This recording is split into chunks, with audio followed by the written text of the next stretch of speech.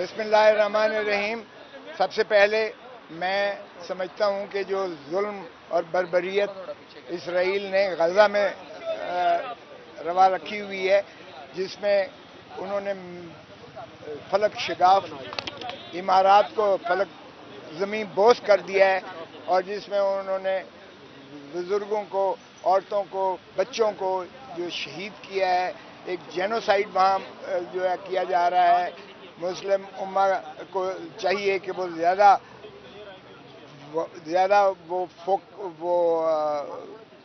ज़्यादा शिद्दत के साथ अपने जो बात का इजहार करें और इसराइल को बैनुल अक़वामी ज़मीर को भी झंझोड़ें, ताकि इसराइल जो है ये खून रेज़ी बंद करे। और अगर इलाके से और वतन से अगर फ़लस्तीनियों को बेघर किया जा रहा है, तो ये जुल्म की और बर्बरियत की इंतहा की जा रही है।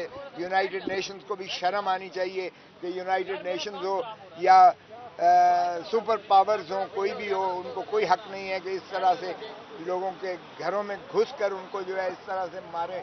और जो हुकूमत पाकिस्तान से भी मैं तकाजा करता हूँ कि खुदारा वो OIC की मीटिंग भी बुलाएं और उसमें भी जो है इसको मजम्मत करारदाद करवाएं, और जितना भी तदारुक हो सकता है इसमें जो भी दामे दुखने सुखने और जितनी भी मदद हो सकती है फ़लस्तीनियों की जाए, ताकि इस जेनोसाइड को, इस खून रेज़ी को बंद करवाया जा सके। आज के जो मुकदमा के हवाले से मोहतरम इमरान खान साहब की आज पिटीशन थी, मैंने क्वाशमेंट के लिए की हुई थी कि ये साइफर का मुकदमा जो है ये पाकिस्तान के 25 करोड़ अवाम की इज़्ज़त और वक़ार और नामूस का जनाजा निकालने के मुतरादिफ है। क्योंकि एक वो शख्स जिसने जो है पाकिस्तान की इज़्ज़त और वक़ार की खातिर वो डोनाल्ड लू की उस ख्वाहिश को, उस साइफर को, जो उन्होंने जो है हमारे मजीद एम्बेसडर को कहा था कि अगर तुम पाकिस्तान के वज़ीर आज़म को चलता करोगे तो अमेरिका तुम्हें माफ़ कर देगा, उसकी उन्होंने जो है न सिर्फ नेशनल सिक्योरिटी काउंसिल में ले जाके और ये मजम्मत करवाई कि ये ब्लैटेंट इंटरफेरेंस है into the affairs of Pakistan, बल्कि उन्होंने एक स्ट्रॉन्ग डिमॉश लिखा। और बाद में हमने देखा कि उसी तरह जिस तरह शहीद जुल्फ़िकार अली भुट्टो को हेनरी किसिंगर ने जब धमकी दी थी, और भुट्टो साहब ने जो है राजा बाजार में वो लहराया था कि ये देखो मुझे हेनरी किसिंगर ने धमकी दी है कि अगर तुमने पाकिस्तान के लिए एटम बॉम्ब बनाना बंद न किया तो तुम्हें इबरत का निशान बनाएंगे। हमने उस वक्त भी हेनरी किसिंगर को तो कुछ न कहा, हमने अमेरिका को तो कुछ न कहा, ज़ियाउल हक और मौलवी मुश्ताक ने जुल्फ़िकार अली भुट्टो को, हमने उनको फांसी देकर लहद में उतार दिया।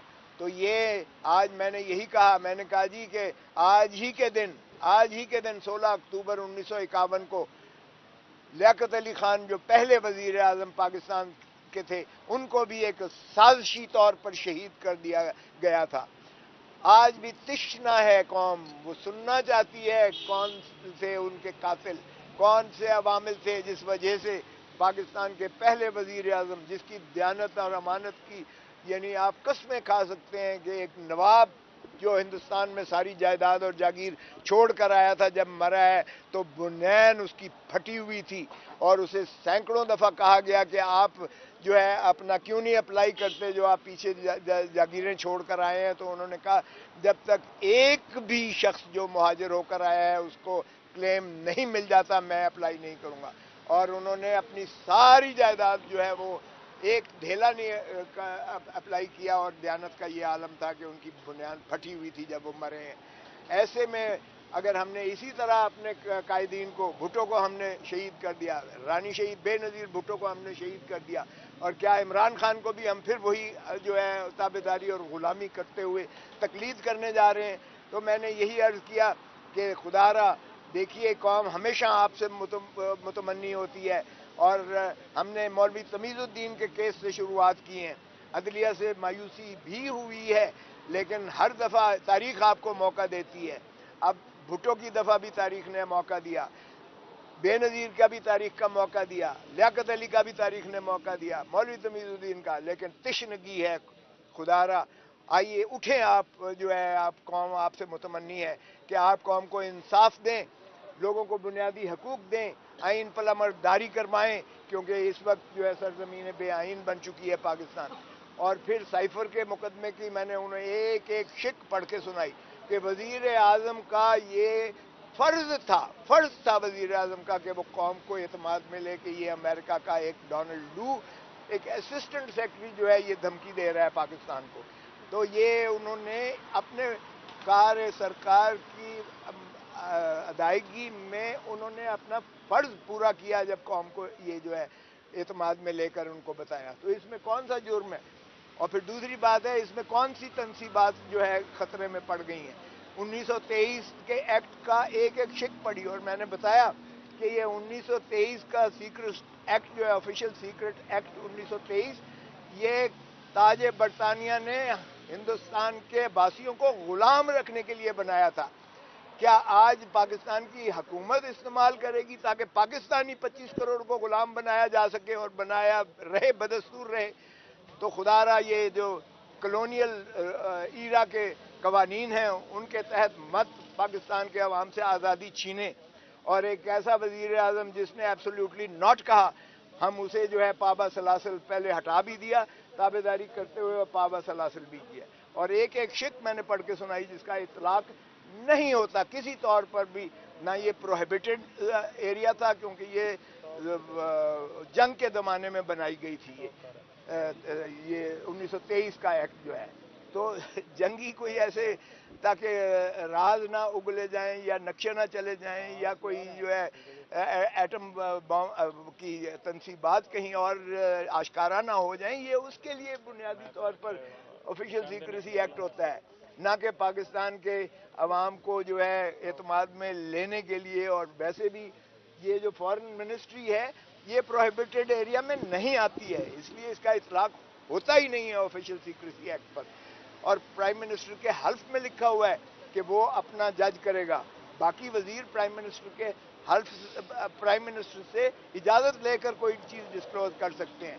سو آئین کی ایک ایک چیز میں نے ان کو پڑھ کر سنائی, پریمبل سے لے کر جس میں جو ہے اور ریاست کی تعریف میں صرف عوام ہے, اس میں کوئی اور شریک کار نہیں ہوتا ہے. تو ریاست میں بھی اور پھر تابع داری اور وفاداری ریاست اور آئین کی ہے, اس پر خدا را عمل کیجیے گا. پاکستان کے عوام کو جو ہے ان کی آزادی دیں اور ان کو جو ہے بنیادی حقوق جو ہے فراہم کیجیے گا. ابھی وہ 2 بجے کے لیے دوبارہ رکھا ہے, ہماری جو ہے استدلال آرگومنٹس جو ہیں وہ ہم نے کنکلوڈ کر لی ہیں. وہ میں نے تحریری جواب بھی 2 بجے دے دینا ہے اور 2 بجے دوسرے فریق کو سنیں گے, اور پھر مجھے اگر رائٹ آف ریپلائی کے لیے کچھ کہنا پڑا تو میں کہوں گا.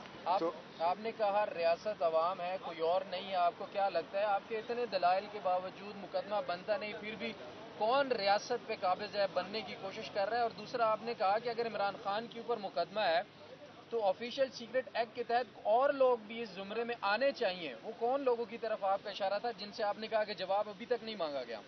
میں نے یہ کہا کہ نیشنل سیکیورٹی کونسل کے سامنے یہ معاملہ آیا سارا, انہوں نے کہا کہ یہ بلیٹنٹ انٹرفیئرنس ہے into the affairs of Pakistan. اور نیشنل سیکیورٹی کونسل میں نے کہا کسی کا بیان لکھا ہے؟ آرمی چیف کا اس وقت کا لکھا ہے, نیول چیف کا لکھا ہے, کیا جو ہے ایئر فورس چیف کا لکھا ہے, کیا ISI کے چیف کا لکھا ہے؟ وہ شامل تھے, شریک تھے اس میں جنہوں نے یہ کہا, ایک دفعہ نہیں دوسری دفعہ بھی شریک تھے.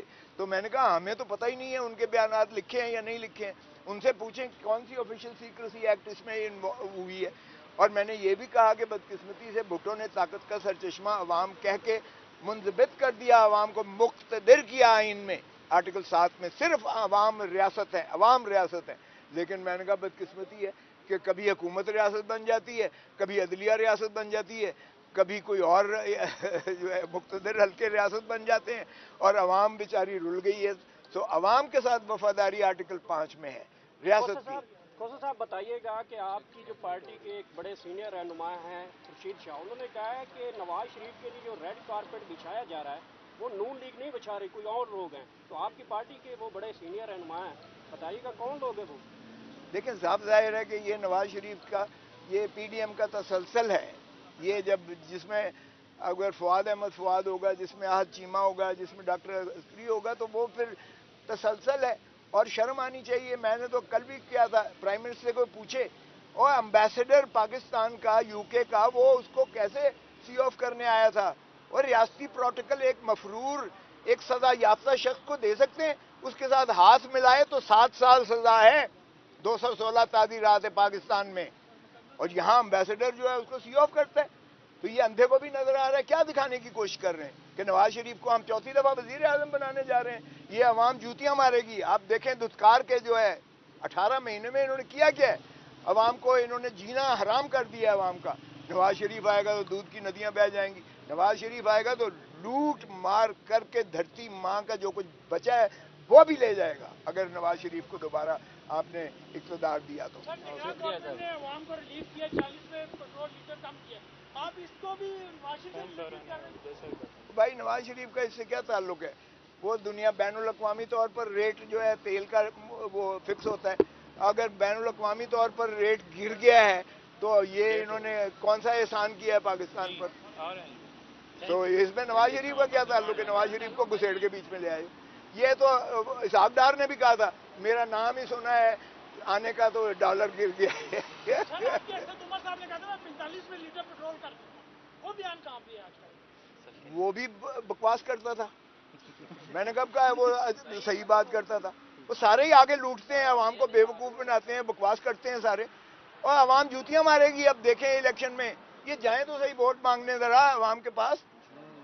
میں تو سبھی کو کہہ رہا ہوں جائیں عوام کے پاس, یہ جائیں اور نیوٹرلز کو اور کسی مقتدر حلقے کو ساتھ نہ لے جائیں, پھر دیکھیں ان کے ساتھ کیا شروع ہوتا ہے. ابھی آپ نے کہا کہ سارے لوٹنے کے لیے آتے ہیں, تو کون ٹھیک کرے گا, کون عوام کی بات کرے گا, کون عوام کا سوچے گا؟ عوام کو ووٹ دینے دو, عوام کو ملکیت دو ان کے معاملات پر. عوام جب صحیح معنی میں عوام کی جمہور کی آواز آئے گی, جمہور کے منتخب نمائندے آئیں گے, آپ دیکھیں گے کہ ملک ٹھیک ہو جائے گا. یہ چھوڑو, آپ نے لٹیروں کا ٹولہ بنا رکھے ہیں, آپ نے جو ہے مصیبت یہ ہے مافیاز بنا رکھے ہیں, اور وہ مافیاز نچوڑ رہے ہیں آپ کو. ابھی تک پاکستان کی عوام کو سمجھ نہیں آ رہا ہے. خدا را آپ ووٹ دیں تو ان لٹیروں کو مت دیں ووٹ, اور آپ اپنا ووٹ کا استعمال کریں اس شخص کو دیں جو پاکستان کی محبت دل میں رکھتا ہو, جو عوام کا خدمت کرنا چاہے. وہ یار کیئر ٹیکر, یہ چیئر ٹیکر ہیں. یہ کیئر ٹیکرز کا کام ہی نہیں ہے جو تقرریاں کر رہے ہیں. یہ جو انہوں نے اس ملک میں جو ظلم اور بربریت روا رکھی ہوئی ہے, ان کی نیت ہی نہیں ہے الیکشنز کروانے کی. اس لیے کہ انہیں پتہ ہے آج الیکشنز کروائیں 2/3 سے عمران خان جو ہے واپس آتا ہے اقتدار میں. یہ اس سے خائف ہیں, اس لیے یہ جو ہے الیکشنز بھی نہیں کروائیں گے یہ آپ کو.